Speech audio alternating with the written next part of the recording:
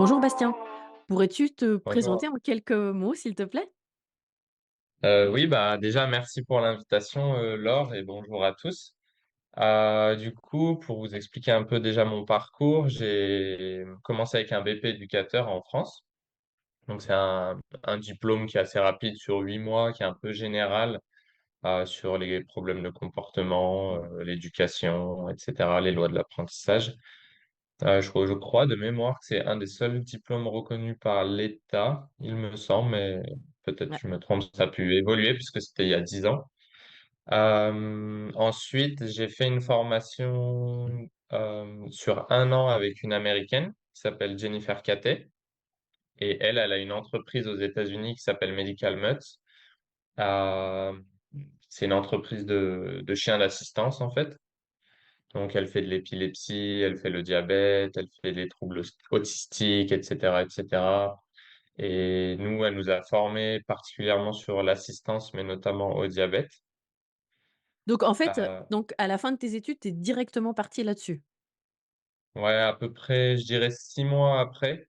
En fait, c'est marrant, ça s'est passé un peu spontanément, mais donc après ma formation, j'ai monté mon entreprise. Et dans ma formation, mon BP là, que j'avais fait, j'avais un ami qui avait farfouillé un peu sur Internet et qui avait trouvé qu'il y avait une association en France qui se montait, donc Acadia, là où je travaille actuellement, pour les chiens d'assistance. Sauf que les personnes qui ont monté cette association, en fait, sont des parents qui ont un enfant diabétique et qui voulaient, ils avaient vu que ça se faisait à l'étranger et ils se sont dit, bah, ça se fait pas en France, on pourrait essayer de monter ça. Et, euh, et du coup, mon ami, il a trouvé ça, il les a contactés et eux, les parents sont pas éducateurs, donc ils se sont rapprochés mutuellement. Et l'association, elle est à Livron, les gens habitent à Livron, donc c'est à 20 minutes de chez moi. Donc j'habite à Cré, proche de Valence, en France. Et, euh, et du coup, il m'a dit, ah, il y a cette association qui se monte, c'est vraiment tout nouveau, il faut faire un truc. Je sais que tes voisins, tu habites à 20 minutes. Si ça te branche, viens nous voir et on essaye de faire un truc. Donc, je suis allé, on a papoté, etc. Et peu de temps après, justement, j'ai vu que Annie Malin, donc Catherine Coulignon, pour ceux qui connaissent en France, a organisé un séminaire sur l'olfaction et notamment invité Jennifer Cathay, Mmh. qui d'ailleurs, à l'époque, c'est Jennifer Cathay qui avait créé Annie Malin et avait revendu après à Catherine Collignon. Bref. Ouais. Et je voyais que c'était son sujet du séminaire à Jennifer, c'était assistance au diabète. Donc on s'est dit, ah, bingo, ça tombe pile poil dans ce que nous, on veut faire, il faut qu'on y aille. On y allait, on l'a rencontrée et on lui a expliqué notre projet. Donc elle est devenue formatrice pour nous, finalement, in fine. Euh, donc voilà, ça s'est fait un petit peu naturellement pour moi, mais assez rapidement, peut-être 5 6 mois après la fin de mon BP, j'ai enchaîné avec ce projet-là. Et comme Excellent. j'adore apprendre tout le temps, tout le temps, tout le temps, tout le temps, c'était parfait pour moi. Je me voyais pas m'arrêter jusqu'au BP. Donc, ouais, pendant un an, après, j'ai fait cette formation de chien d'assistance. C'était Mmh. intéressant parce que déjà, j'ai commencé un peu à intégrer l'olfaction à travers sa formation, parce qu'avec le diabète, on se sert du flair du chien. Mmh. Euh, et aussi, c'était intéressant parce qu'elle travaille uniquement avec des chiens de refuge, Ouais. Jennifer. Et Mmh. on a un peu copié ce modèle-là, parce que ça nous tenait aussi à cœur de pouvoir aider des chiens et pas que des humains. Donc, Mmh. c'était un peu comme, je dirais, c'est un peu ma vision de la relation avec le chien, c'est que ça doit être à double sens. Je dois un peu remplir ma part du contrat et en échange, lui, il peut aussi faire des trucs quand je lui demande. Donc là, ça allait un peu dans cette vision-là où on aidait un chien sorti de refuge et après, le chien allait aider l'humain aussi dans son handicap. Mmh. Donc ça m'a vachement appris de côtoyer plein de chiens différents et pas forcément des chiens, comment dire, Ouais, unifiés acheté au pour ça, travail, enfin, ce ouais, genre ouais, de ouais, choses. ouais. Ouais. Exact, exact. Donc vraiment, vraiment très, très, très intéressant.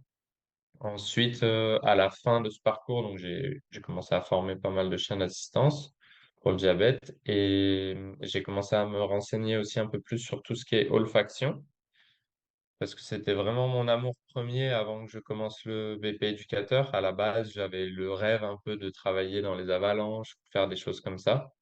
Sauf qu'il fallait soit être pompier ou avoir un niveau bac que je n'avais pas. Mmh mh. Donc heu, donc bref, je suis revenu un peu à mon amour premier qui était l'olfaction en faisant des formations, notamment avec Alice Dobler, des stages, des choses comme ça Donc tu as plutôt commencé au et départ par le man-trailing, si je comprends bien? exact, OK. exact, exact. J'ai commencé enfin, à part la petite partie, on va dire, détection avec, Oui, avec Acadia, la enfin avec, ouais. Mmh. après, j'ai commencé mentoring aussi parce que ma chienne a commencé à vieillir et je me disais: «Ah, je peux pas je passais beaucoup de temps avec les chiens que j'entraînais d'assistance et peu de temps avec mon chien. Alors je me suis dit: «Ah, je peux pas la laisser de côté, faut que je trouve un truc à faire avec elle». Donc je suis allé voir mentoring et en fait, bah, pareil, tu mets un pied dedans, après tu es enlisé quoi, tu peux plus C'est sortir. ça. Bah, Tu es ça, c'est le obligé de problème continuer. ça, c'est le problème avec le flair, c'est tu mets un pied dedans, tu peux plus en sortir. Enfin, je sais que pour moi, ça a radicalement changé ma vision du chien, des chiens en général et il semblerait que pour toi, ce soit un peu pareil. Exact. Donc ouais, j'ai continué avec ça, à me former. Heu, après j'ai fait, on va dire, pas vraiment des formations continues avec une seule personne, mais j'ai essayé, j'ai eu l'opportunité de rencontrer beaucoup enfin, différentes personnes, différents horizons. J'avais aussi besoin de ça on va dire, dans mon développement personnel. C'est que on va dire, j'avais suivi quelques mentors et maintenant c'était important pour moi d'aller voir différentes écoles, différentes façons de voir les choses Mmh mh. pour me faire, aussi un peu mon propre avis. Voilà, j'ai eu l'occasion de rencontrer Simon Prince, Tobias et cetera, tous ces noms-là, qui m'ont aussi beaucoup inspiré du coup. Ah bah, super Voilà un peu pour et mon parcours. la chienne donc si tu peux nous parler un peu de ton chien ou tes chiens, donc la chienne dont tu parles Mmh mh. avec laquelle tu as commencé le man-trailing, c'était aussi Ouais. une malinoise? Parce que j'ai vu passer un nez de malinois. Ah exact, bah, celui-là c'est Kuma, celui qui est passé, mais c'est un chien que j'ai en entraînement pour une association, on pourra en parler après.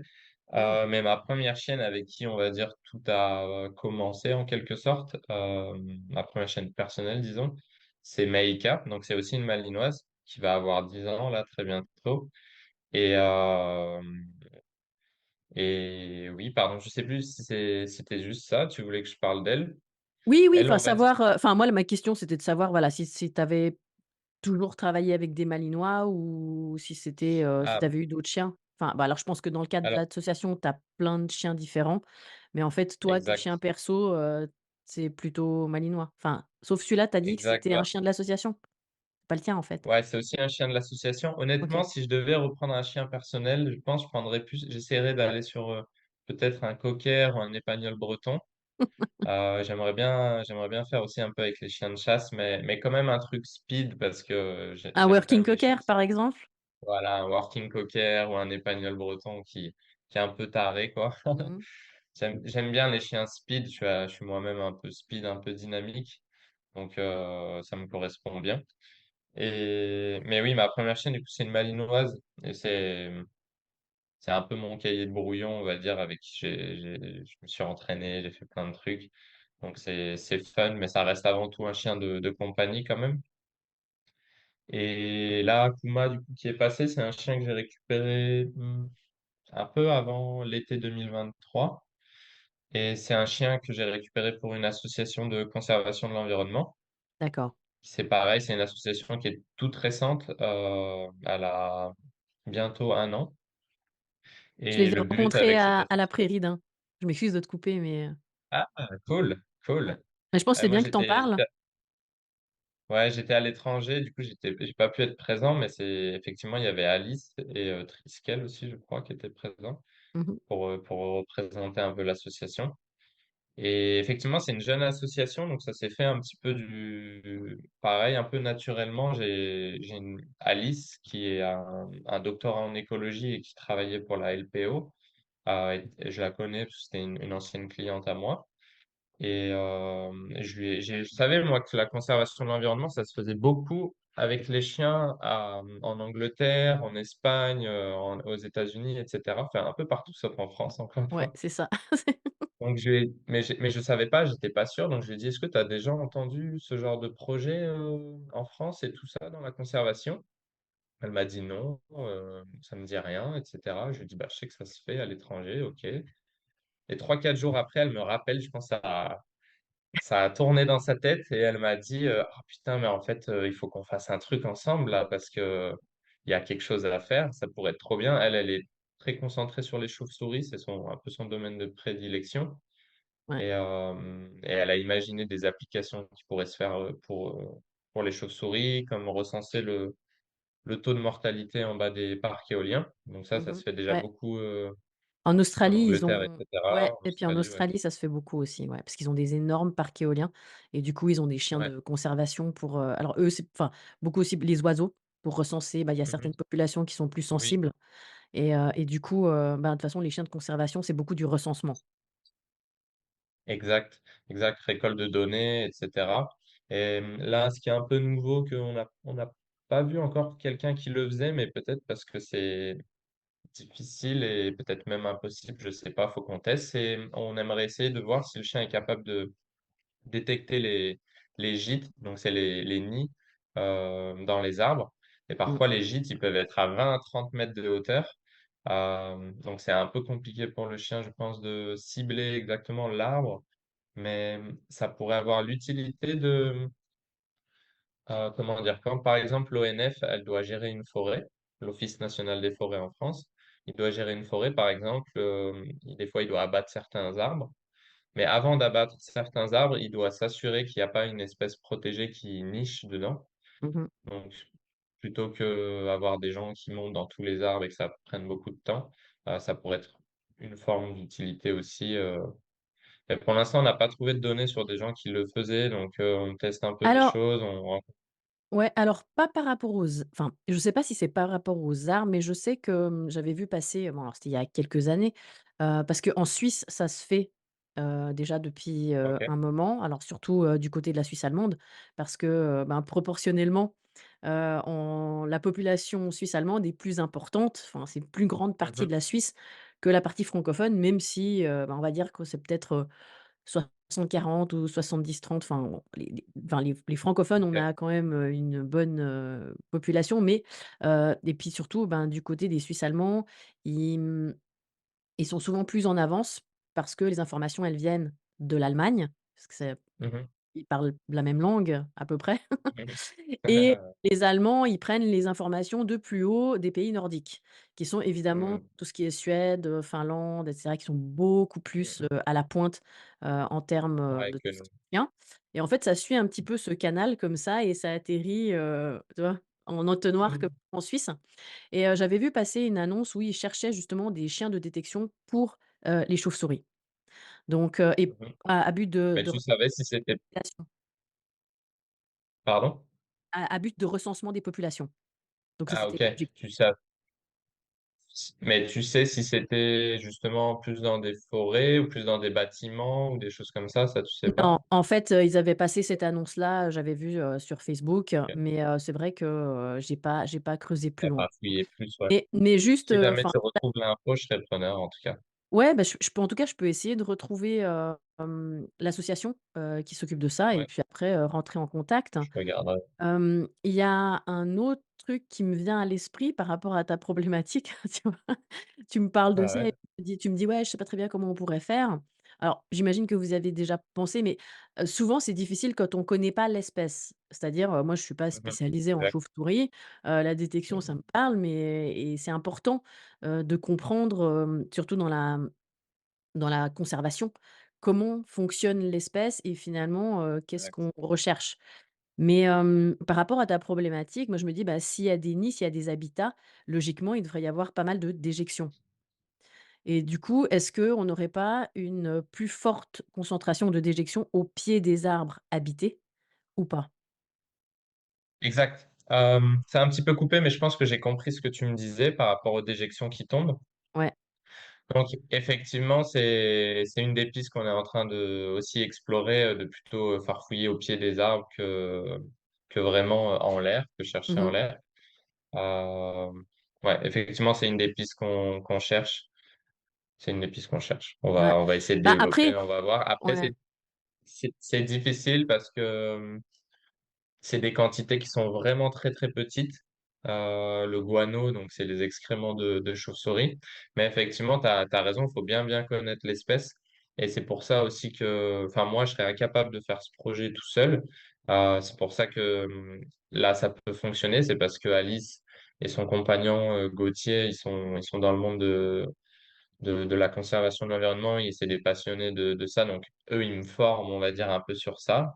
Et moi, ça me permet d'adapter un peu aussi mes protocoles et tout ce comment on va entraîner les chiens.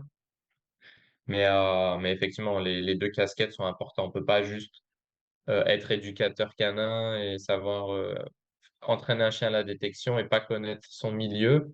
Et on peut pas juste connaître le milieu et vouloir se dire, ah, je vais essayer d'entraîner un chien comme ça. Et souvent, c'est ce qui se fait un peu en France, en fait, c'est quand on s'est rendu compte que si, il y avait des gens qui essayaient de faire de la détection pour la conservation, mais souvent, c'était des naturalistes qui avaient très peu ou pas du tout d'expérience dans l'entraînement canin. Mmh. Et du coup, ils étaient un peu limités aussi dans les compétences qu'ils pouvaient apprendre aux chiens, ou même dans la sélection du chien qui pourrait faire la mission. Donc, là, je pense on peut faire quelque chose d'utile, disons, avec les compétences qu'ils ont eux et les miennes. Mais effectivement, on se confronte à des difficultés, comme tu as dit. Il faut qu'on explore plein de pistes, peut-être ce qu'il y a sur le sol. Euh, ouais, faut qu'on teste des choses comme ça. Mais merci pour Ouais. la réflexion. Bah, visiblement, tu l'avais déjà eu, mais enfin, voilà, moi, c'est ce qui me semblerait le plus, entre guillemets, «facile», en tout cas au départ. C'est déjà, ben, si tu as une forte quand je dis forte concentration, c'est-à-dire que tu vas en avoir un petit peu, entre guillemets «partout» Ouais, dans cette zone. Donc déjà, ça va te donner l'indice, potentiellement, il y en a. Et puis, ben, après, peut-être que, on peut pas être aussi précis, avec le chien, mais au moins ça veut dire que tu sais que dans cette zone, il y a cette espèce et à ce exact, moment-là, tu peux affiner au lieu d'avoir une forêt de plusieurs hectares, tu sais que c'est dans exact, ces, 20 m² et là, tu peux envoyer tes gugus, chus sur chaque ex- arbre. Tu gagneras de toute exact. façon du temps par rapport Du à, temps, ouais. faire ça sur, 20 hectares, quoi. Exact. C'est ce qu'on s'est rendu compte. On a essayé de tester avec des cachettes qui sont vraiment vieilles et des fois une semaine, 2 semaines plus et assez hautes. Et en fait, on se rend compte quand même, malgré le vent, malgré tout un tas de facteurs, que le chien, on va dire peut-être dans un rayon de 20 mètres aux alentours de l'arbre, il peut se tromper, il va indiquer l'arbre qui est à côté ou ce genre de choses, mais ça reste beaucoup plus précis, comme tu dis, qu'un hectare entier ou ce genre de choses. Donc, je pense qu'il y a du potentiel. Il faut qu'on affine un peu pour aussi avoir quelque chose de reproductible, parce que c'est important, Mmh. selon moi, que ça soit pas juste, ah, on a eu un coup de bol, on ne sait pas trop Mmh. comment ça s'est fait, ce Mmh. chien est fort, et puis on a fait, enfin voilà, et je suis incapable de le refaire avec un autre chien. Ce qui est important pour nous, c'est de pouvoir, on va dire, avoir un peu un protocole qui soit reproductible avec son lot de flexibilité, parce que chaque chien est différent, on se l'accorde, hein, mais voilà, quelque chose qui soit tout simplement reproductible. Ouais. Ah ouais, bah, super, nickel. Ouais, ouais, ouais, Par c'est rapport cool. par rapport à ma deuxième question, bah, tu as déjà plus ou moins répondu par anticipation. Parce que ma question c'était, depuis quand pratiques-tu le travail de chien avec tes chiens? Donc ça, tu as répondu. Quel est ton parcours et comment est-ce que tu en es arrivé à pratiquer, la piste et la détection? C'est bon. Hem, Tu parles souvent de tracking. Donc, est-ce que Mhm. tu pourrais décrire, pour les auditeurs, en quoi consiste le tracking, j'ai envie de dire, Mhm. versus le mantrailing? Est-ce qu'il y a des différences? Est-ce que Ouais. c'est la même chose et puis c'est juste un terme différent? Voilà, est-ce que tu peux un petit peu, clarifier ça, s'il te plaît? Ouais. Euh, Main trailing, déjà, ça va être les deux, tracking ou main trailing, ça reste l'action de pister et de remonter une piste. OK? Mais main trailing, disons, comme le nom l'indique, il y a le mot main dedans. Donc, déjà, c'est vraiment axé sur traquer un homme enfin, pister, pardon, un homme Mmh. et pas juste traquer. Parce qu'en tracking, on pourrait très bien imaginer que le chien remonte la piste d'un ours ou remonte la piste d'un loup ou ce genre de choses. OK? Mmh. Donc, déjà, c'est un petit peu plus large, disons, dans l'application. OK. L'autre chose aussi qui est différent, on va dire, c'est que souvent en main trailing, il y a un homme qui se cache pour son chien et le chien piste ça, etc. Alors qu'en tracking, il va y avoir des objets que le chien va indiquer sur le sol et il n'est pas forcément obligé qu'il y ait quelqu'un au bout de la piste. Ok. Dès que le chien marque l'objet, il est récompensé et c'est suffisant pour lui. Mais l'avantage, je dirais, en tant que professionnel qui a besoin de s'entraîner régulièrement, c'est de justement pouvoir faire ses propres pistes. Donc ça arrive au début, quand j'entraîne mon chien, il piste simplement mon odeur à moi.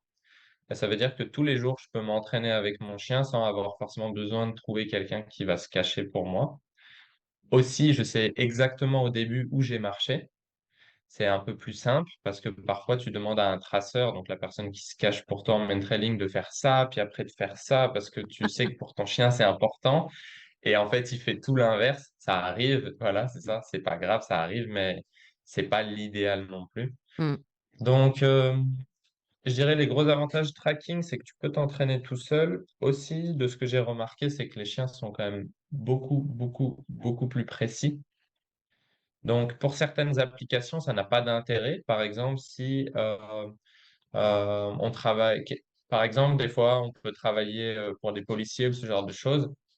Des fois, ils travaillent à la frontière. Et puis, il y a un groupe de personnes, d'immigrés ou autres, qui passent la frontière. Ils sont pris en flagrant délit et puis tout le monde court dans tous les sens. Et le but, c'est juste d'attraper quelqu'un rapidement, de remonter la piste d'une de ces personnes-là. Donc, dans ce cas-là, je pense que c'est une piste qui est fraîche, qui demande que le chien aille très vite aussi, parce on veut pas que la personne s'échappe. Donc, dans ce cas-là, main trailing, souvent, pour moi, ça va être suffisant parce que les chiens en main trailing, souvent, ils font pas mal d'air scent aussi, j'ai remarqué, Mmh. à part certains qui aiment bien la piste, mais il y en a beaucoup qui font de l'air scent, notamment nos Malinois. Mmh mh. Et, c'est OK pour des pistes assez fraîches Mmh. ou en forêt. Mais dès qu'on commence à travailler en ville ou une piste qui est très âgée et qui a très peu d'odeur, si le chien il commence à faire air scent, le truc c'est qu'il va aller un peu partout et puis il va se perdre ou il risque de switcher sur une autre piste aussi. Donc ça pose un peu des problèmes alors qu'en tracking on a un peu moins ça parce que le chien est très précis. Par contre, je dirais que tous les chiens ne peuvent pas faire tracking parce que justement ça demande une intensité dans la capacité à rester concentré et renifler sur le sol qui est tellement haute que qu'il faut une sacrée condition physique pour le chien. Il faut voilà, un peu d'expérience et beaucoup de motivation aussi. C'est peut-être un peu moins ludique et accessible que le main trailing, Ouais. mais un peu plus efficace, selon Mmh. moi, bien sûr, Mmh. pour certaines applications. Et, et aussi, je dirais, une des différences pour conclure déjà sur ça, c'est que comme on met des objets sur le sol avec le tracking, le chien, il est récompensé finalement pour renifler le sol, ok? Alors que souvent en main trailing, ce qui se passe, c'est que par exemple, le chien piste, renifle le sol, et puis il arrive dans le pool d'odeur de la personne. Donc, d'un coup, il se met à faire de l'air scent, peut-être 2 minutes, ou ça dépend du pool d'odeur, mais voilà, peut-être 1 minute avant de trouver la personne, il est en air scent, et il remonte le pool d'odeur, et il est récompensé pour ça. Donc, ce que le chien, pour moi, mémorise, c'est que, OK, Mmh. j'ai été récompensé pour faire de l'air scent. Donc, quand il va rencontrer des problèmes plus tard sur une piste, et qu'il perd sa piste, son réflexe, ça va être, OK, si je faisais un peu d'air scent, peut-être que ça Ouais. va m'apporter la solution. Et du coup, bah, comme ils font de l'air scent et qu'il y a cette fois-ci pas de pool d'odeur, ils ont juste perdu la piste. Ils arrivent encore moins à retrouver la piste. Mmh. Alors qu'en tracking, comme les chiens s'attendent, ils ont beaucoup de expectation, beaucoup d'espoir, D'attente, ouais, sur le d'attente, sol. voilà. C'est ça. C'est-à-dire que le Ouais. chien peut perdre la piste, ça arrive, hein, c'est pas une machine, Ouais. mais il va continuer de chercher sur le sol et il y a beaucoup plus de chances de retomber dessus à nouveau et de retrouver sa piste. Donc, Mais aussi parce voilà, que je dirais tu construis cette motivation par rapport au sol sur le fait de trouver des indices, enfin des exact, objets, des petites choses exact. ben, évidemment le chien il est plus concentré mais comme tu le dis, c'est un travail plus pointu, plus fin Et pour certains chiens, ça peut être difficile parce que ça demande aussi beaucoup plus de concentration. Qu'on va dire le man Ouais. trailing, c'est un peu plus naturel parce que les chiens, finalement, si on les observe en forêt, ils font ça, hein. C'est-à-dire qu'à un moment donné, ils sont sur le sol, puis ils lèvent la tête, puis ils regardent un peu à droite à gauche, puis ils repartent. Donc je dirais que le effectivement, Mmh. le man trailing, c'est peut-être un peu plus naturel pour le chien, versus le tracking qui va être, voilà, plus pointu et comme tu le disais, probablement plus difficile pour certains chiens. Ouais, je pense pas que à un certain niveau, on sera bloqué avec certains chiens, mais finalement en main trailing aussi, on pourra être bloqué. Mmh. Mais après, je sais, tu sais, je me suis souvent dit que c'était plus naturel main trailing pour les chiens, et maintenant, je suis en train de réfléchir à ça, parce que je sais pas ce qu'il y a de naturel dans le fait est de suivre une piste qui a 1 heure d'âge en main trailing, et encore moins un humain que le chien ne connaît pas. Donc je sais pas si c'est vraiment naturel, mais après, Alors bon, chacun, je quand pense je qu'il est libre dis de. ouais, ouais, non, alors quand je dis naturel, c'est plus en termes de comportement et de génétique. Voilà. Parce qu'effectivement Dans l'attitude, tu veux dire? ouais, c'est plus, Mmh. dans le presque le patron moteur. Alors effectivement, l'odeur, enfin je veux dire, les chiens vont beaucoup plus facilement suivre des odeurs de gibier qu'une odeur humaine, ça c'est sûr. Donc ça, on va Mmh. dire que c'est un conditionnement, ça a été renforcé, c'est quelque chose d'appris. Mais je dis c'est plus dans quand je parle de comportement naturel, c'est plus dans, oui le schéma. Comme, ben, pour nous, c'est assez naturel d'appuyer sur un bouton.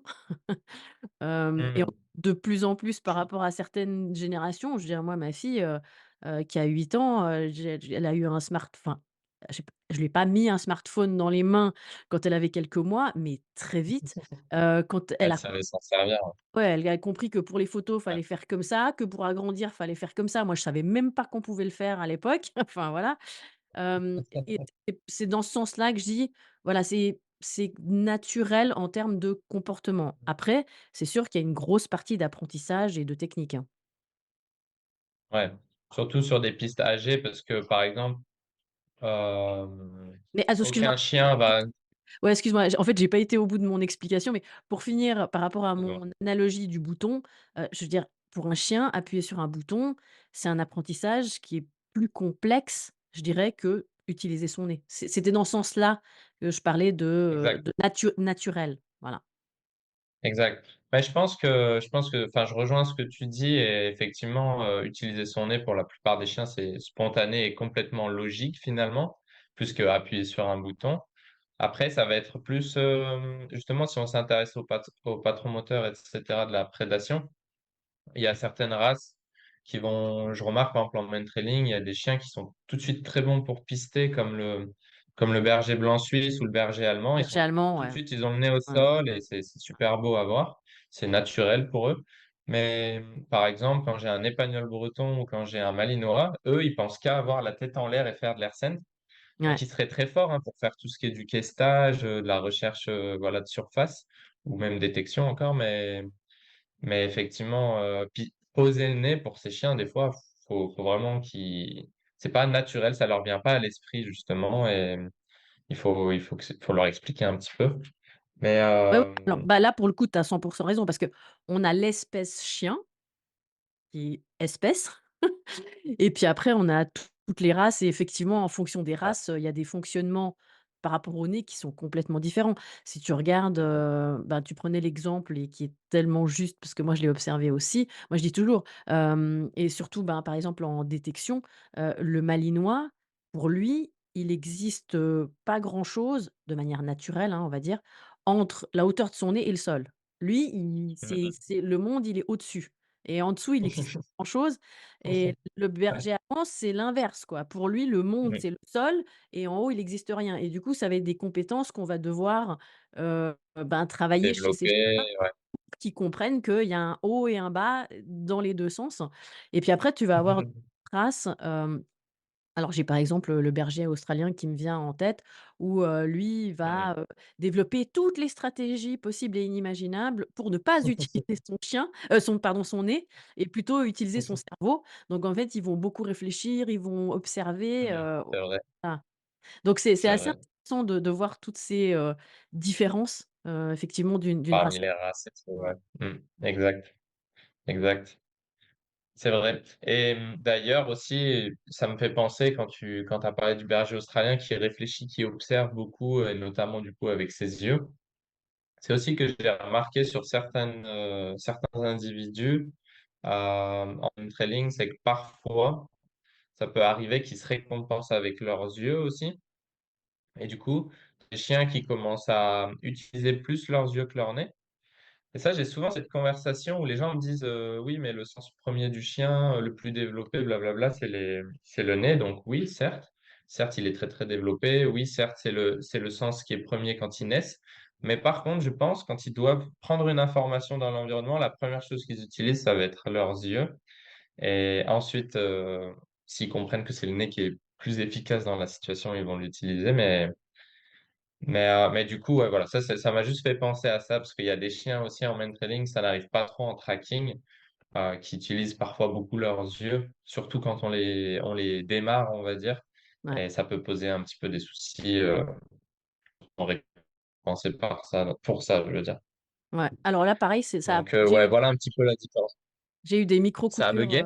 ah ouais, j'ai eu des micro-coupures de mon côté, mais je pense que ça va aller et en fait, ça me fait tellement plaisir que tu dises ça parce que je dis exactement la même chose. Enfin, alors je le dis comme toi, je dis, mais en fait, moi, j'aime bien des fois provoquer un petit peu et je dis toujours, en fait, le premier sens du chien, c'est la vue et les gens me disent: «Mais non, c'est l'odorat et tout». Je dis: «Oui». On va dire, c'est le sens le plus développé, c'est le premier sens effectivement, qu'ils ont à la C'est naissance haut, ouais, quand puisqu'ils sont, sourds et aveugles quand ils naissent. Mais en fait, on partage, alors là pour le coup les 2 espèces, on partage ça.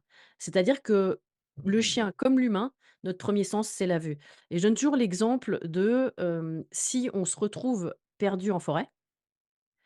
L'humain, qu'est-ce mmh, qu'on va faire? Enfin, en tout cas, moi, je vais regarder regarder autour autour de soi, et voir si, ouais, si je vois, entre guillemets, «une sortie».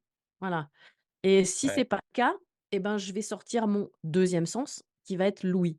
C'est-à-dire que, bah, je vois mmh, rien, donc qu'est-ce que je vais faire? Je vais tendre l'oreille pour voir est-ce que j'entends une route, un camion passer qui pourrait m'indiquer, en fait, la direction de la sortie de la forêt?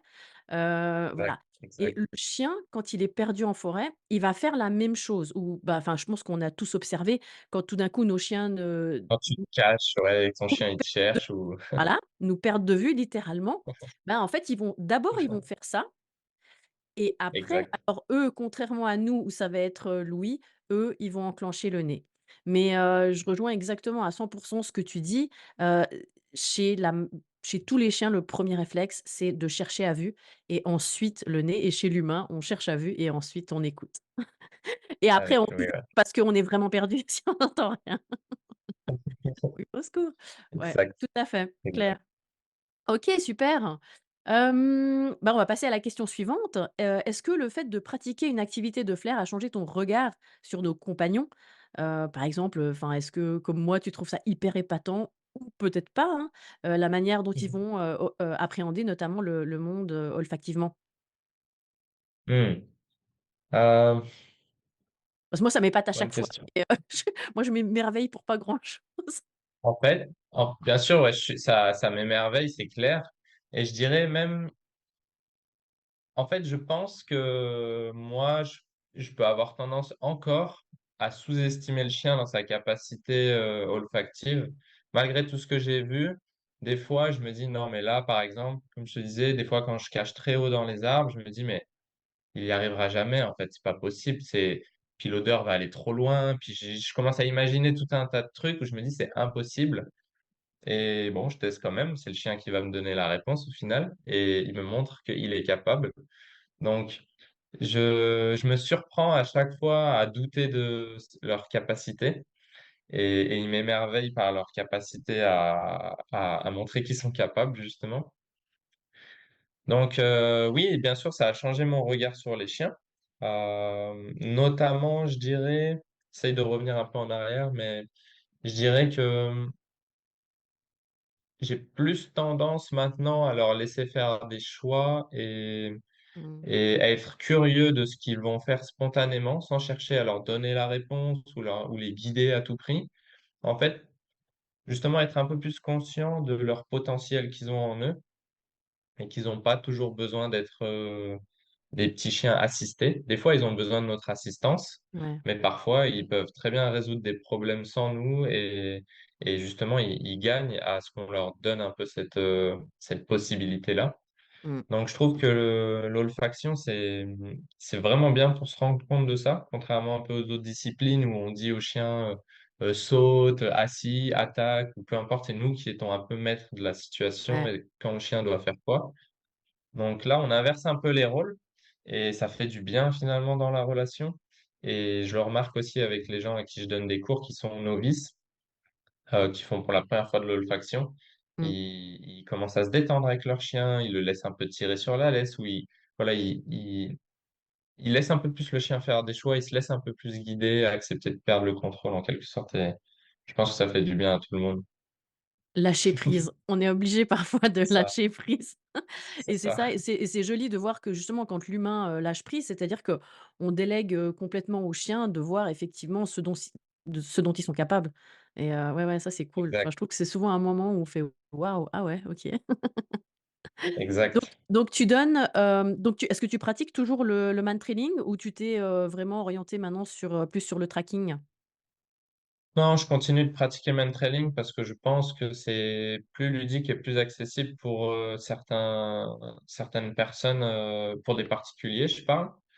Euh, je pense que je pourrais le pratiquer aussi avec certains professionnels s'ils ont un but bien précis, comme travailler uniquement dans des zones qui sont pas contaminées et des pistes fraîches. Mmh mh. Ça, je pense que le chien n'a pas besoin de faire tracking pour pister en forêt, ou ce genre d'environnement-là. Mmh. Mais par contre, pour d'autres applications, si quelqu'un cherche un peu la performance ou même certaines applications professionnelles, que ce soit en conservation ou autre, c'est clair que j'utiliserai plutôt tracking pour atteindre les objectifs, disons, opérationnels. Ouais. Ouais. Mais pour le loisir, j'adapte un peu aussi. C'est un peu du bricolage, mais j'essaye de prendre des choses que j'ai compris dans le tracking et de les injecter dans le main trailing quand je vois par exemple qu'un chien il pose pas du tout son nez au sol. Alors ça m'arrive de poser des objets, je vais pas forcément demander au chien de l'indiquer, mais simplement ça va déjà attirer son attention dessus. Ouais. Parfois même je vais mettre un renforçateur dessus, une knacky ou n'importe, petite pour essayer qu'il ne sente pas de loin. Mais au moins, il se récompense pour pister une ou deux fois, juste pour l'inciter à faire ça. Donc, des fois, je bricole des choses comme ça. C'est Ouais. pas conventionnel, mais Bah, en fait, je pense ça que m'aide. ouais, c'est assez drôle que tu en parles parce que je sais pas si tu connais Hans Mergrit, hein, si tu as déjà fait un stage avec Oui, lui? oui, oui, oui, oui. Lui, il Oui, oui, utilise oui. beaucoup, ces astuces-là, des astuces, en fait, de tracking, pour aider le Ouais. chien en man-trailing et moi, j'avais trouvé ça, très pertinent et de toute façon, Ouais. moi, je suis toujours pour, on va dire, utiliser tous les outils qu'on a à disposition pour aider le chien. Alors évidemment, ces outils, Exact. c'est pas sur le long terme, hein, au bout d'un moment, on les enlève, mais je me dis: «Pourquoi est-ce que ça doit toujours être compliqué?» Enfin, il y a des moments aussi où on peut un peu leur faciliter la tâche si on en a la Mm, mm, possibilité. mm. Ouais. Exact. Et je pense qu'au final, plus le chien de pistage, on va dire sans rentrer dans ses main trailing, ses tracking, tout ça, c'est un peu des écoles finalement. Ouais. Euh, Si le chien de pistage, il a un maximum d'outils pour pouvoir résoudre la piste, bah, il en sera que meilleur. Mmh. Donc bien sûr, je pense qu'on a à gagner à mixer, à communiquer, etc., Mmh mh. avec différentes justement approches, parce que chaque chien est un peu différent. Il y a des chiens, j'aurais jamais besoin de poser un objet en main trailing, et il y Mmh. a des chiens pour qui, si on fait pas ça, ils continueront tout le temps de faire de l'air sand. Ouais. Donc, en tout cas, pour répondre à la question, je propose encore les deux. Mmh mh. Mais par contre, j'essaye d'expliquer aux gens les limites et les avantages de chacune discipline et que ça Ouais. dépend vraiment de leurs objectifs. Si j'ai un professionnel qui me dit, pour moi, je viens sur une piste, par exemple, qui est très âgée, euh, et, et j'ai peu de chances de retrouver la personne, et en fait, ça m'intéresse pas. Ce qui m'intéresse, c'est de récolter des preuves ou des informations sur la route ou de l'ADN. Mmh. Alors, c'est important pour moi que le chien soit très précis et marque s'il y a un micro bout de papier qui est tombé de sa poche du gars, Ouais. qui marque le papier et qu'on puisse récupérer ça et l'analyser, par exemple. Mmh. Ou Mmh. si c'est pour la conservation, que le chien il sente un bout de poil ou un bout de crotte de l'ours, par exemple, j'ai une bêtise, et qu'il indique et qu'on récupère, les excréments de l'animal pour pouvoir pareil, voir qu'est-ce qu'il mange, qu'est-ce que et cetera. Est-ce qu'il est en bonne santé? Donc ça Mmh. dépend vraiment de l'application, je dirais, Ouais, de OK. l'objectif. Ouais. Ouais, ouais, super, bah, c'est pertinent.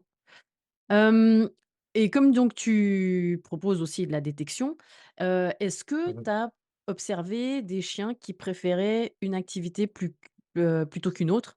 Que ce soit, tes chiens ou les chi enfin, donc les chiens que tu entraînes ou ceux de tes clients? C'est-à-dire, ben, tu Mmh. vois, tu commences, je sais pas moi, le man-trailing et puis tu te dis: «Bon, avec ce chien-là, on va peut-être plutôt tester la détection» ou l'inverse et puis de voir clairement une Ouais. préférence. Du côté du chien, hein? Heu, ouais, ouais, je comprends. Je comprends. La chose qui me vient en tête, c'est que je dirais que j'ai eu certains chiens qui aimaient bien pister, pour Mmh. qui c'était, comme tu disais, un peu naturel pour eux, en tout cas en main trailing, Mmh. mais qui étaient pas forcément fans de la détection. Parce que OK. c'est souvent des chiens c'est des chiens q là, les chiens que j'ai en tête, c'est des chiens qui ont pas forcément un renforçateur qui les intéresse particulièrement. Par Ouais. contre, le fait est de pister, C'est c'est auto-renforçant. déjà comme un Mmh. renforçateur, voilà, pour eux. Ouais, Alors OK. qu'en détection, que je sorte la bouffe ou que je sorte le jouet ou n'importe, ils sont un peu en mode: «Oui, bon, OK, c'était sympa», mais sans plus. Mmh. Donc ils vont pas s'intéresser très longtemps. Dès que ça va devenir difficile, ils vont abandonner ou lâcher ou ce genre de choses. Ouais. Donc c'est la seule chose qui me vient en tête. Est-ce que l'inverse, ça m'est arrivé? Je crois pas que ça m'est arrivé l'inverse. Par contre, ça m'est arrivé que justement j'ai des malinois, ou ce genre de chiens, ou épagnols bretons ou autres, qui soient très speed, beaucoup sur l'air scent et qui soient très forts en détection et qui ont beaucoup de mal en main trailing. C'est pas qu'ils Mmh. sont pas motivés, mais justement ils sont peut-être un peu trop motivés, ils cherchent avec leurs yeux, ils courent partout et tout ça. OK. Donc du coup, ils ont un peu de mal en pistage, mais pour eux, justement, aujourd'hui, je ferais plus tracking si la personne est intéressée, Mmh. parce que je pense que ça pourrait être, comme Mais ils ont une forte motivation. plus pour les canaliser enfin, pour les canaliser, ouais, peut-être Exact, pour, les avoir plus ouais. d'attente sur le Mmh. sol et en fait, finalement, souvent quand j'ai des chiens comme ça, bah, comme la Puma, c'est si je sors un jouet, il est complètement, «Oh, c'est le saint graal». Alors ce chien-là, suffit qu'il comprenne ce qu'il doit faire et s'il a compris ce qu'il devait faire pour l'avoir, après il est inarrêtable. Mmh. Mais, mais souvent, je trouve que justement, en main trailing, quand j'ai eu des chiens très bons en détection, très motivés, très speed, pardon, en détection, oui, j'ai dit, en détection, ils sont très motivés, très speed, ils comprennent vite. Ils ont un peu plus de mal en main trailing, mais je OK. suis sûr que s'ils comprenaient qu'il fallait poser le nez pour avoir leur jouet ou leur bouffe, alors ça y est, on les arrêterait Ça plus, irait plus ceux-là. vite. Ouais, c'est ça. OK, cool. Je sais pas Ouais. si ça répond vraiment à la question ou pas, mais Oui, oui, ben, oui. Globalement, et oui. toi, est-ce que tu as vu, de ton expérience des grosses différences ou des chiens qui aimaient clairement quelque chose en particulier ou pas vraiment? Hem, oui, oui. Bah, je l'ai déjà OK. rien vu juste avec une de mes chiennes, June, où en fait, je lui faisais enfin, je l'ai formée, sur le pet trailing, enfin, donc la recherche de chiens perdus. Hein, hein. Et puis, en parallèle en détection, la détection, elle trouvait ça super casse-bonbon, enfin voilà, que de suivre une piste, ça OK, l'éclate. Ouais. OK. Après, peut-être que Ah donc moi ça j'étais rejoint aussi enfin, à sa décharge, beaucoup moins drôle en détection. c'est Ouais, voilà. possible, Et du coup, c'est depuis possible. que, j'ai un petit peu lâché du lest sur la détection et qu'on fait plus, voilà, en un peu genre fun, ben, elle y a repris du plaisir. Mais Mmh. mais oui, enfin, je pense que, il y a des chiens et moi j'ai un de mes chiens, Tom Tom, j'ai essayé en détection, lui c'est pas possible quoi, parce que pour lui, c'est très compliqué, tout ce qui est enfin de pas bouger, en fait, d'être en statique. Et Mmh du coup, mh. en détection, de lui demander d'être attentif, de l'envoyer en recherche et puis de ma proximité Mmh. et puis finalement dans des espaces, assez petits, c'est super compliqué pour lui. Qu'en piste, il se pose pas vraiment de questions, je pense que le mouvement l'aide à réfléchir et ça, on le voit, hein, chez les humains aussi. Il y a des gens, bah, De tu vois, marcher, de ouais, bah, je bouge beaucoup mes mains, ouais. il y a des gens qui ont besoin d'être en mouvement pour réfléchir. Ouais Mmh. et puis d'autres où en D'accord. fait ils ont besoin d'être, plutôt, sur leur canapé et ça marche très bien. Mais, et du coup j'imagine que chez les chiens c'est pareil. Mais je pense que, les Intéressant. tous les chiens peuvent faire les 2. Tu as des chiens qui sont très bons dans les 2 et tu as des chiens qui vont être meilleurs dans un ou dans l'autre et ça veut pas dire qu'ils peuvent pas devenir très bons dans les 2, mais ça veut dire que, ben, peut-être, ben, par exemple, moi pour June, j'ai dû mettre plus d'efforts au niveau de la détection, que, Mmh. au niveau de la piste. Mmh. Donc c'est ça, Ouais, c'est je juste, comprends. une question d'entraîneur. En fait, on va peut-être plus s'embêter, par rapport à ce que naturellement le chien va faire. Mais après de dire, ouais, préférence, c'est toujours très difficile parce que, parce qu'après Ça il y a reste une aussi interprétation aussi. ouais, c'est subjectif et puis après, bah, il y a le chien, mais il y a aussi l'humain. C'est-à-dire, si, l'humain, il trouve que la détection, c'est casse-bonbon, enfin parce que justement il y a pas de mouvement et cetera, ben, forcément le Exact. chien, il va trouver ça beaucoup moins youpla boum, que, Ouais. si on en détection, on lui dit: «Ouais, vas-y, cherche et tout», puis que nous-mêmes on y met, de l'action. Plus Si on de dit: d'intention, d'énergie, ouais. Mmh. «Cherche», parce que nous on trouve que c'est, nous-mêmes on s'ennuie un petit peu. On Voilà, s'ennuie, donc ouais. c'est pour ça que je pense que c'est très difficilement mesurable, Exact. mais quoi qu'il en soit, oui, alors si on veut vraiment rester sur l'observation, oui, moi j'ai pu le voir. Mais je suis pas sûre que ces observations soient pertinentes. Voilà, Ouais, on peut ouais, je dire ça comprends. comme ça. C'est pour ça que la seule c'est pour ça que la seule chose, moi, que j'ai pu voir, c'était surtout sur des chiens qui étaient pas forcément fans du renforçateur, que ça soit humain ou jouet ou balle ou ce que tu veux, ou Mmh, bouffe ou et cetera. Mais que même sans rien finalement ou pas grand-chose, la piste, ça crée quand même de l'intérêt et de la curiosité. ouais. Mais, après de toute manière, ça reste les chiens que moi j'ai en tête, ils pourront s'amuser un peu en main trading, mais ça sera pas non plus les foudres de guerre du main trading. Ça sera des chiens qui vont vite passer à autre chose quand même. Donc après, il y a des personnalités aussi.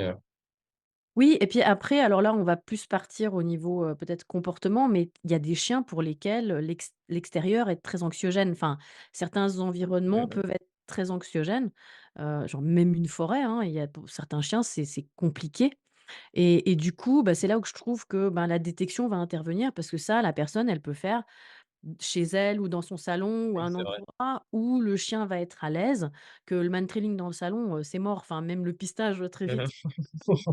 Même si tu as la C'est vite gentillesse bloqué, ouais. en salon, à un moment donné, voilà, ça va bloquer.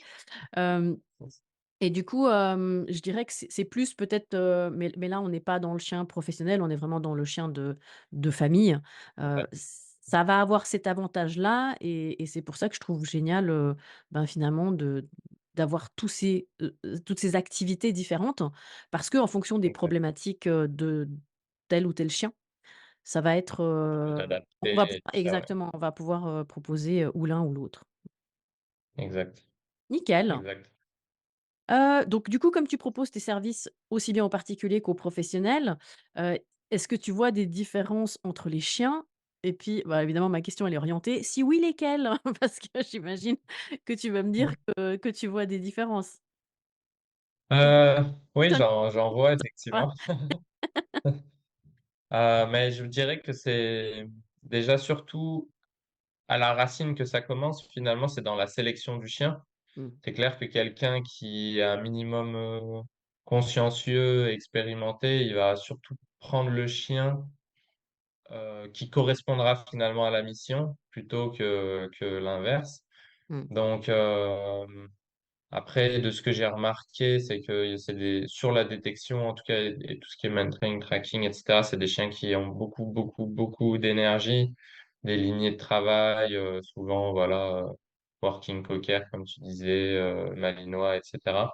mmh Donc c'est des chiens, ouais, qui ont un niveau d'énergie très, très, très, très haut, qui je pense d'ailleurs s'ils seraient en famille, ils finiraient, soit à la SPA ou il y aurait des gros problèmes ou attachés au fond du jardin parce qu'ils sont si on n'a pas d'expérience, c'est difficile à gérer ou faut être un grand sportif qui fait du trail tous les jours, ce genre de choses. Donc, c'est une des principales choses que je remarque, c'est le niveau d'énergie du chien et Après, en termes d'éducation, ça va vraiment dépendre du niveau de connaissance de chacun et de l'expérience de chacun.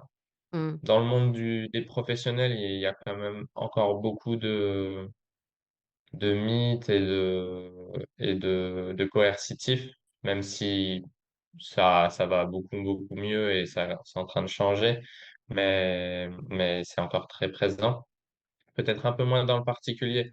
En fait, je dirais que les particuliers, quand je les coach, en tout cas, ils ont tendance à moins remettre les choses en question et juste suivre le processus. Mais par contre, ils sont un peu moins, justement, esprit critique ou capables d'autonomie. Ils ont besoin d'être plus accompagnés, c'est normal. Et chez les professionnels, il va y avoir un peu plus d'opposition, un peu plus de oui, mais, machin, etc. Et c'est intéressant parce que du coup, ça nourrit la conversation, ça permet de voir différents angles. Mais Et du coup, des fois, il y a des tu gens, es obligé d'être pertinent dans tes arguments. c'est ça, Toi, quand c'est tu leur ça. enfin, tu es obligé de les Mais convaincre, en fait. c'est ça, exact. Donc, l'avantage, c'est que je dirais que c'est des gens justement qui ont un esprit critique, qui vont, quand ils auront compris, s'ils sont convaincus, ils vont être capables Mmh. de l'appliquer et de même parfois tester des trucs que toi, t'aurais pas pensé et qui sont pertinents. Mais voilà, parfois, la personne peut être un peu bloquée aussi. Il faut qu'elle ait une certaine ouverture d'esprit prête à changer. C'est pas facile d'intégrer une nouvelle croyance, une nouvelle idée. Mmh. Donc, au niveau des humains, c'est ce que je verrai. Après, au niveau des chiens, voilà, comme je te disais, c'est surtout au niveau de la C'est plus la sélection de sélection. base. Ouais. Euh, pour le coup, après, dans ma mentalité, et c'est ce que je vois aussi un peu entre chiens de travail et chiens de particulier, c'est que finalement, quand tu prends un chien pour le travail, il doit s'adapter plus ou moins au protocole que tu as déjà répété sur d'autres chiens et pour qui ça a Mmh. marché. Il doit quand même un peu rentrer dans les cases, même si il y a de la flexibilité. Mais je te dis une Mmh. bêtise, si je prends un chien d'assistance pour le diabète, c'est obligé, et ça, c'est pas moi qui vais l'entraîner ou pas à 100%, je veux que ça soit vraiment son tempérament. C'est obligé qu'il soit à l'aise dans les lieux publics. Il doit être confiant, il doit être détendu, il doit pas être stressé en permanence, etc. Sinon, il sera pas capable d'alerter parce qu'il va être trop préoccupé par sa propre survie. Puis c'est même Ouais, pas cool pour le chien de lui infliger ça toute ouais, une vie. ouais, Donc, pour moi, par exemple, ça, c'est pas moi en tant qu'éducateur qui vais l'éduquer à être gentil et à l'aise dans les lieux publics. C'est juste parce qu'il est comme ça. ouais, Donc, finalement, la sélection, elle est vraiment très, très, très, très importante. Euh, et les chiens doivent un peu rentrer plus ou moins dans des cases, même s'il y a de la flexibilité, mais voilà. Juste ouais. pour qu'ils soient performants et pour que aussi, je me dis, encore dans cette vision de double sens, aussi pour que bah, ça soit une mission tout simplement où le chien soit épanoui dedans. Si c'est une Mmh. mission qui lui convient pas, d'une, il sera pas performant, mais de deux, le chien, lui, il n'est pas heureux d'aller au centre-ville faire les magasins avec sa personne, ou il n'est pas heureux de chercher, je sais pas, 5 fois une demi-heure son Kong dans les arbres parce qu'il est épuisé et que, enfin, ça n'a pas de sens ni pour le chien ni pour nous. Oui, moi je dis toujours, le Donc bon chien dans le bon foyer.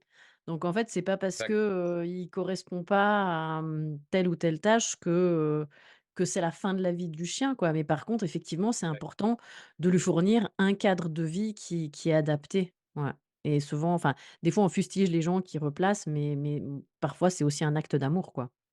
je suis d'accord à 100%. Mmh. C'est qu'on fait beaucoup culpabiliser les gens qui replacent et parfois, bah, c'est au détriment finalement du bien-être de l'humain et du chien. Euh, ouais, je sais pas, t'es pas très sportif, tu travailles 10 heures par jour, t'es épuisé, t'as des enfants, t'as un malinois aligné de travail, mais replace-le, replace-le. Vous serez heureux, vous, et le chien aussi. Ouais. Donc ouais, clairement, je te rejoins là-dessus.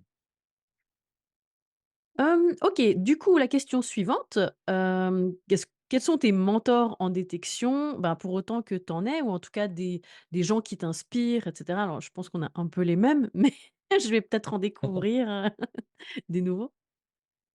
Bah, on Quelles va sont les dire, personnes mon qui t'ont premier mentor. beaucoup influencé, Alors tu as parlé de ouais, tu as déjà parlé de Jennifer Catet, mais voilà, si tu peux en parler un Ouais. peu plus et puis peut-être, d'autres aussi?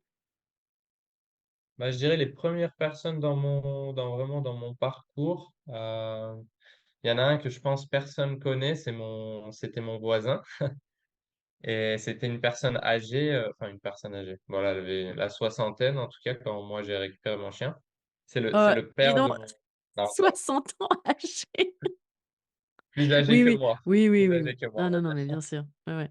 Et ouais, c'était le père d'un ami qui lui était passionné de chiens et qui avait fait des formations avec Catherine Collignon, qui connaissait le clicker.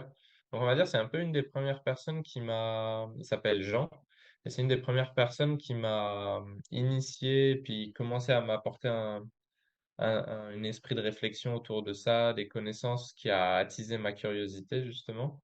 Il a commencé à nourrir mon cerveau. Donc ça, c'est une des premières personnes. Et une des choses que je retiendrai beaucoup de cette personne, entre autres, c'est que il a essayé plus de comment dire, m'enseigner, on va dire, une philosophie plus qu'une technique. Et ça partait du chien jusqu'à la fourmi, tu vois, t'es pas, ouais, c'est pas, il y a une fourmi qui marche devant toi, t'es un enfoiré, tu l'écrases comme ça, tu vois. Donc d'avoir un peu cette conscience aussi Mmh. que c'est quelque chose de plus profond finalement que juste Mmh mh. donner des knackis ou d'être sympa ou ce genre de choses, un truc un peu plus profond. Donc ça, c'est la première personne. Après, je dirais c'est Jennifer Catté justement qui m'a beaucoup inspiré parce qu'elle a une très très grande expérience et je l'ai trouvée très humble en fait, vraiment très très humble dans sa manière de transmettre, etc. Malgré le voilà le niveau qu'elle a. Mmh. Et puis plus récemment, je pense que je sais pas si aujourd'hui j'ai vraiment un mentor approprié, mais je dirais que plus récemment, ceux qui m'inspirent le plus, ça va être Tobias Gustafsson, Boki, euh, voilà, même un peu Florian, etc. C'est pas vraiment des mentors, mais Non, mais ce que je veux des dire, gens oui, pas ouais, alors mentor, c'est peut-être un petit peu, gros comme terme, mais voilà des gens avec, qui m'inspirent en tout cas, ouais, voilà, qui t'inspirent, ouais. ouais. Ouais, OK, ouais, je cool. pense que récemment, c'était Tobias Boki. Ouais, OK. Hem, que conseillerais-tu à une personne qui souhaite débuter une activité de flair? Comment comment choisir, laquelle? Enfin, finalement, comment Hmm. ouais, Bah, c'est une ouais, question bonne dure, question. hein, parce que comment est-ce qu'on Ouais. sait si Exact. Moi, en fait, souvent, c'est vrai que quand je reçois un client qui est un peu perdu et qui sait pas trop quoi faire avec son chien, mais qui aimerait faire quelque chose, des fois, il me dit, ah, est-ce que tu penses que je pourrais faire main trailing? En fait, la réponse pour moi, elle est assez simple, c'est juste essaye, fais et tu sauras. Et j'ai pas vraiment la réponse à l'avance. Viens avec ton chien, on va lui proposer, on va voir ce qu'il nous dit. Et s'il aime, eh bah, ok, let's go. Si toi aussi t'aimes, let's go. Si on voit qu'il est pas trop branché ou que toi t'es pas trop branché, bah, c'est pas la peine de trop forcer non plus. Mais je pense que, ouais, en général, quand quelqu'un se questionne, je dis juste fais et tu sauras. Et pas chercher plus longtemps. Parce que des fois, à trop réfléchir aussi, du coup, les gens, ils sont là et ils font rien. Alors, juste prends ton chien, sors avec lui, on lui fait une piste et on verra si ça l'amuse et ça s'arrête là. ouais, alors ceux qui parce que comme maintenant les épisodes de podcast, je les mets sur YouTube, bah, il y a l'aspect vidéo, mais ceux qui vont écouter le podcast, ben, seulement, sur la plateforme de podcast, ils verront pas, mais j'avais un grand, grand sourire jusqu'aux oreilles et en fait, je rigolais parce que, bah, je dis pareil, je dis: «Ben, il faut tester et on verra, quoi». Donc voilà, donc On c'était se juste, rejoint sur pas mal de points, j'ai comme, l'impression. comme en audio, on va pas voir mon sourire. C'était c'était voilà, comme ça, il y a l'explication. Ouais, OK, super.